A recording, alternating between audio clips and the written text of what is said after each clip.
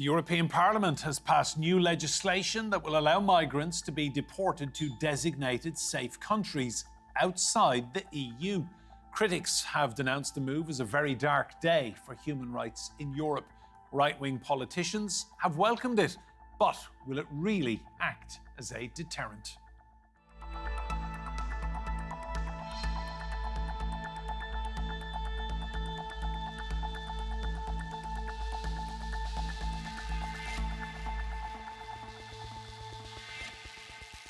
Hello and welcome to Roundtable. I'm Enta Brady. Now, EU states will soon be able to send asylum seekers to third countries as far away as Bangladesh and Colombia. So-called safe nations could be used to host migrants until their cases are heard. The move underlines an increase in anti-immigrant sentiment across Europe in recent years. Votos en contra, abstenciones. A move by the EU Parliament paving the way for migrants to be deported to safe third countries. Many lawmakers supported the move. This is the first and small but still a step towards stopping mass migration. If you vote against it, you will see riots, chaos on the streets of European cities and migrants. While others saw it as a step backwards for human rights. We are fleeing our responsibilities and duty to humanity. We are delocalising our values and are abandoning our sovereignty. Under the new law, expected to apply in June, migrants can be deported to non-EU safe countries they have transited through and have no connection, provided the receiving state agrees. The list includes EU candidate country Georgia, where the EU has warned of democratic backsliding, and Kosovo, which is under scrutiny over corruption. Also on the list are India, Egypt, Colombia and Bangladesh. Human rights groups have also raised concerns about Tunisia being named, where migrants have faced mistreatment. South Sudanese refugee David Yambio was held in a detention centre in Libya, where he says he was tortured. Our experiences has people who have had to make the terrible journey crossing different borders to reach Europe. We reject this legislation because it's very inhuman. This level of impunity, and first and foremost, the countries that they are engaging with to make this agreement are not countries that respect and uphold human rights principles when it comes to refugees and migrants. Some EU countries are attempting similar policies of deporting asylum seekers. Italy has a deal with Albania and the Netherlands has an agreement with Uganda. As far-right parties gain in popularity across Europe, tougher migration policies are being adopted. Will this move see countries toughening them further? And what impact will it have on migrants' human rights? Well, let's meet our guests. Joining me in the studio, we have Gunnar Beck. He is a lawyer and a former member of the European Parliament. In Rotterdam, Arjen Lierkes. He is Professor of Migration, Securitization and Social Cohesion. That's at Erasmus University in Rotterdam. In Brussels, Helena Hahn. She is European Migration and Diversity Policy Analyst. That's at the European Policy Centre. And in Geneva, we have Vincent Chetai. He is Professor of International Law and Director of the Global Migration Centre at the Geneva Graduate Institute. You're all very welcome to Roundtable. Helena, to you first of all, I want to put to you the words of Amnesty International, who describe this as a very dark day for human rights in the EU. Are they right? Well, what we have seen last week is the latest vote by the European Parliament on a series of reforms. It is part of a broader effort by the European Union to reform and address systemic issues facing its common European asylum system. What we're talking about in concrete is an amendment to the Asylum Procedures Regulation, which would foresee a common list of safe countries of origin, so countries where nationals are presumed to not be in need of protection and therefore for asylum applications to be considered inadmissible by national authorities. And at the same time, there's a separate change which regards so-called safe third countries. And there, based on a number of criteria, national authorities would also be able to not consider the asylum application based on the presumption that a person could have asked for asylum or another form of protection when transiting through or staying in that third country. Thanks, Helena. Vincent, to you, do you have any concerns about what's been happening then? I mean, there are many concerns. Many NGOs have raised it, but also many lawyers and professionals and experts, because clearly, I mean, there are two issues at stake. The safe country of origin and the safe third country. And to me, the most worrisome is the safe third country removal, because it is undermining refugee protection in a very significant way. And the risk is to open the door to illegal refoulement under the banner of safe third country removal. And clearly, there are two particular changes which are worrisome. First of all, a mere transit through a neighboring country is enough to consider that there is a ground to send asylum seeker to third countries. And the second, the appeal is no longer suspensive. So these may have very concrete consequences, in the sense that everyone coming from neighboring countries could be simply returned back, pushed back on the ground of safe third country. And this is clearly a major issue. Thank you. Arian, to you, what are your concerns about everything you've been reading? Well, I think this is part of broader changes that are currently happening, or that have been that are being proposed. That are also what affects me mostly also in research currently is the ongoing discussion on Europe's new return regulation. But there's also different proposals that are really at odds with human rights, that also remains to be seen how effective they will be. So I think there are lots of concerns at the moment about the choices that the European Commission or Europe seems to be making at the moment. And Arian, do you think these can be realistically implemented this year? I would imagine some people will push for judicial challenges. Yes, I think that's quite likely to happen, and that's also one of my concerns, actually, that these measures will put more stress or more pressure on the courts, because the courts are supposed to also look at more general principles that we find important in Europe. So it may also well be that they're going to not allow certain measures, which will then be seen as courts obstructing the people's will, for example. I think that's a dangerous mechanism. Thank you. Gunnar, I know you are anti-migration in Europe. That's correct to say? I'm extremely skeptical of it, yes. Yeah. So tell me, do you clearly welcome this kind of move then? You probably think it doesn't go far enough. Yeah, I think that's a fair summary. It's far too little. It's probably too late. It's optional. It's not really doing anything that's likely to address the problems that currently exist. Let's just step back a little.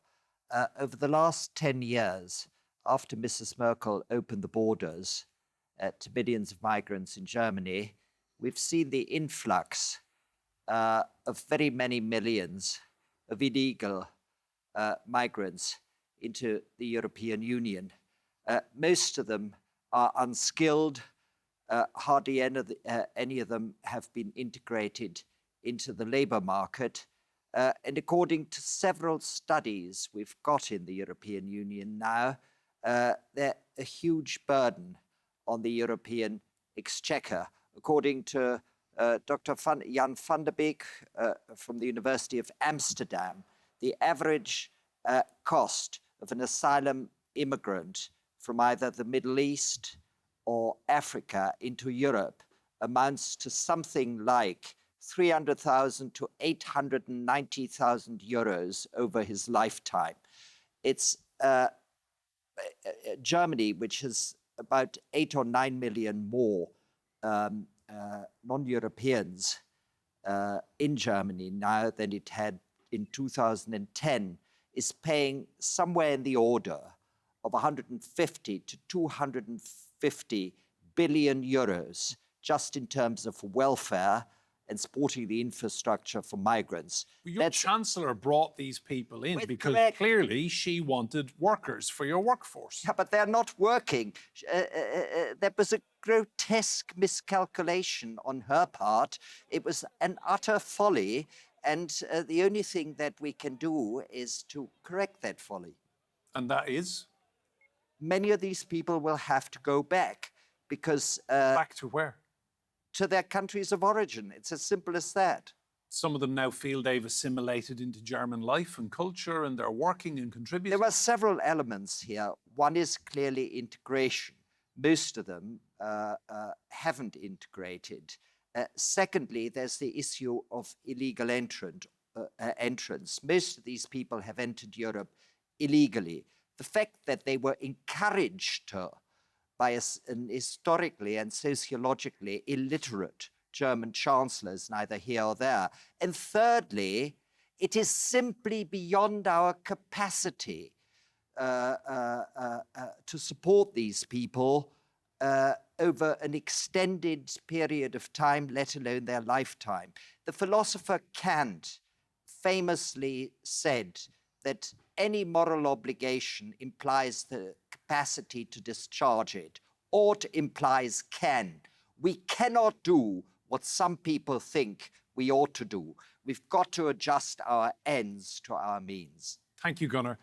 Vincent, I'll come back to you. Just give me your thoughts on quite a strong line there on migration from Gunnar Beck. I'm quite surprised. Frankly, I'm quite surprised because the data are used to say exactly the contrary of what I have heard. And this is very disturbing to see that this rhetoric is still so mainstream everywhere. All data since several years and decades, including, to give you one concrete example, the OECD report, which include all industrialized states, are used to conclude that migrants are paying more taxes than they are using welfare benefits. So, I mean, at some point, we have to stop with this narrative, which is simply factually wrong and clearly dangerous for our democracy. At some point, the number of irregular migrants do represent a very small portion. Most migrants are entering lawfully as such. Asylum seekers are a very small, less than 10% of entry in Europe as such. Again, we are creating a problem on its own. Frankly, asylum seekers are still a very limited number when you compare to many other categories of people on the move as such. So this is my first reaction. I'm working in this area since 3 decades, and there are many data which must be better used and mentioned in the mass media, because this is simply impossible to continue like this. Thank you, Vincent. Helena, to you, those words and the rhetoric we heard from Gunnar, there is clearly a rise in anti-immigrant sentiment in some European Union countries. Do you think this has really kind of sharpened the focus in Brussels, really, that leaders are thinking we do need to address some people's concerns, legitimate or not? Well, I think the urgency to address longstanding issues facing the European migration and asylum framework was already well known more than 10 years ago. It was just that finding disagreement or finding agreement between the different EU institutions has over time become more difficult, and not least because migration continues to be a very polarizing issue where sensitivities to voter preferences remains very high. I think it's interesting when we look a little bit at the previous European Parliament compared to the current one, even though it has, of course, not been in office for that long just yet. But there we do see that, generally speaking, the mainstream bloc within the European Parliament has remained more or less stable. There are some variations, and we do see a little bit that the Conservatives as well as the Liberals tend to position themselves a bit more to the right. However, in the migration field, what we can also say is that the underlying baseline has also shifted further to the right.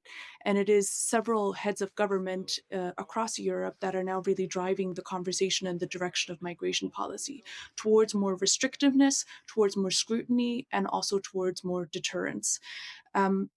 That said, we should not assume that this trend is the same across all different policy areas in Europe. It's something that is noticeable with regards to migration, and I do think that we'll continue seeing this for the coming years. Thanks, Helena. Arjen, to you, talk to me about these so-called safe third countries, places as diverse as Bangladesh and Colombia. Is there any guarantee people will be well treated if they are sent to these places? Well, I mean, in principle, it's already the case that people can be sent back to safe third countries that they traveled through, but it has to be also be assessed on an individual cases basis. In principle, I think what's new also with the ongoing debate is that there are plans to return people to countries also forcefully where they have never been.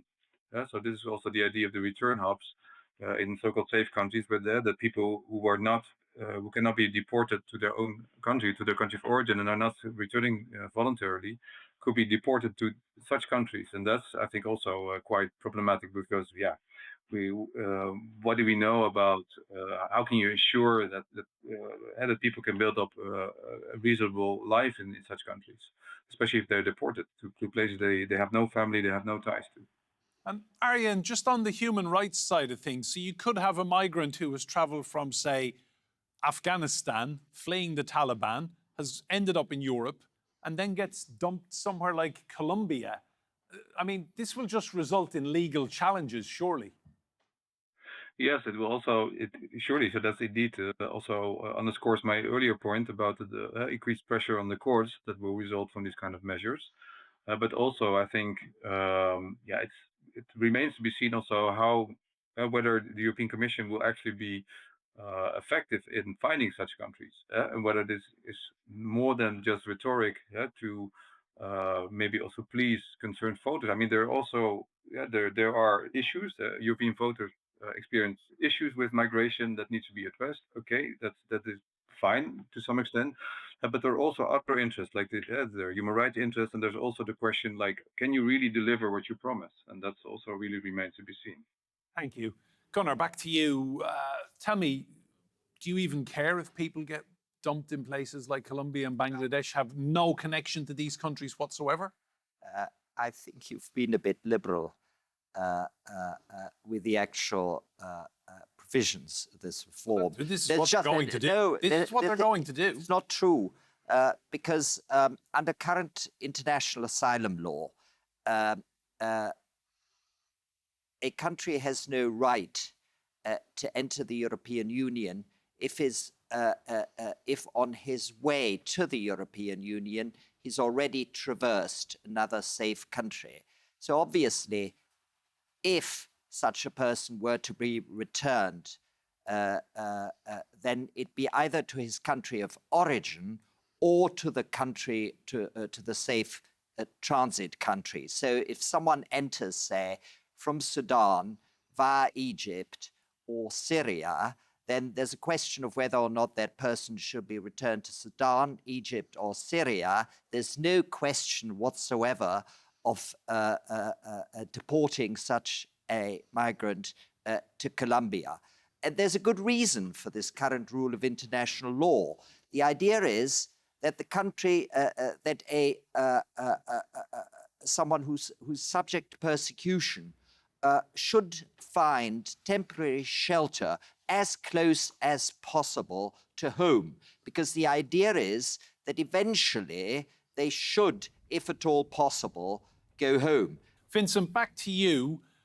We've seen the Italian government try to create a so-called migrant hub with Albania. We've seen the United Kingdom pay a lot of money to Rwanda and pretty much get absolutely nothing back from that deal. These hubs and this idea, it has been around and it's not really worked before, has it? I mean, there are many issues at stake here. Obviously, the key issue, first of all, there is a distinction because there seems a confusion between countries of origin and countries and sub-countries. So the safe country of origin can work in practice because it is only here conceived as a ground for accelerated procedure.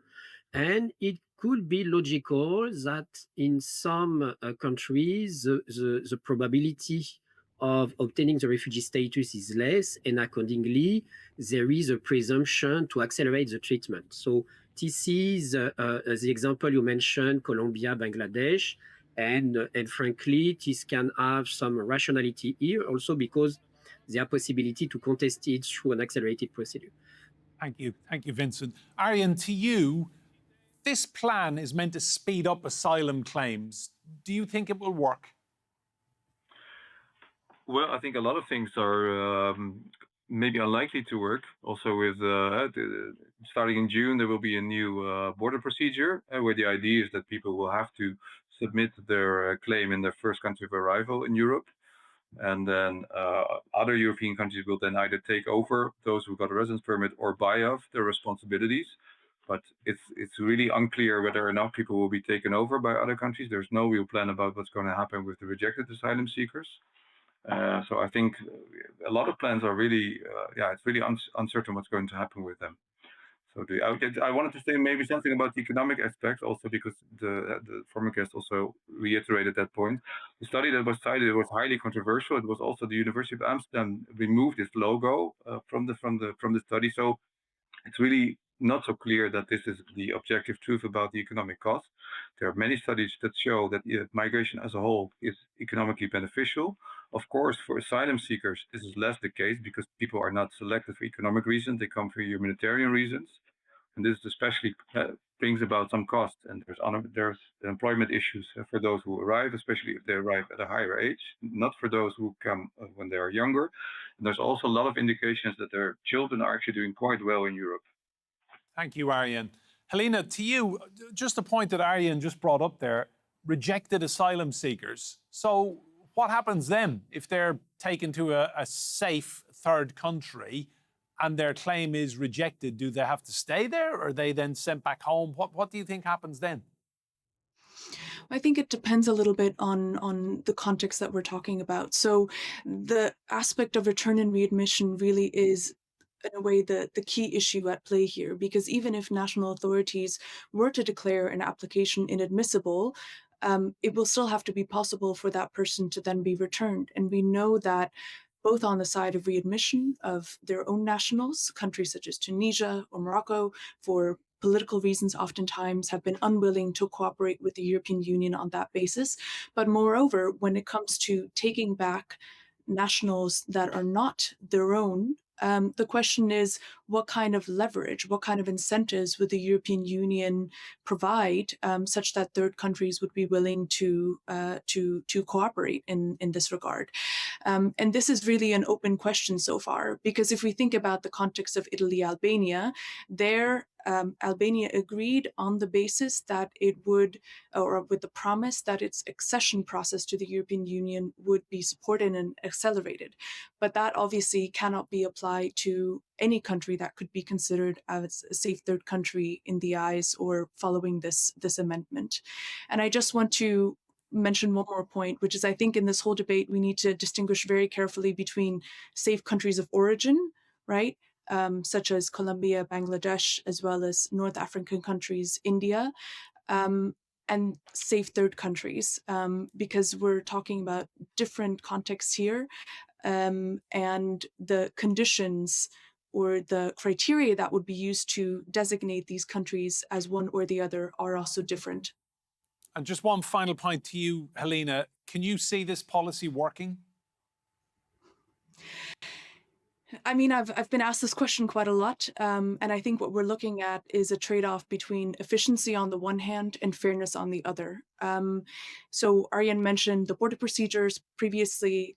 If we look at the new Pact on Migration and Asylum as a whole, we see that there's, on the one hand, an attempt to speed up the process of assessing whether someone has protection needs or not, which in and of itself is a good thing in the sense that many European countries are facing backlogs, have had issues complying with timelines for processing asylum requests.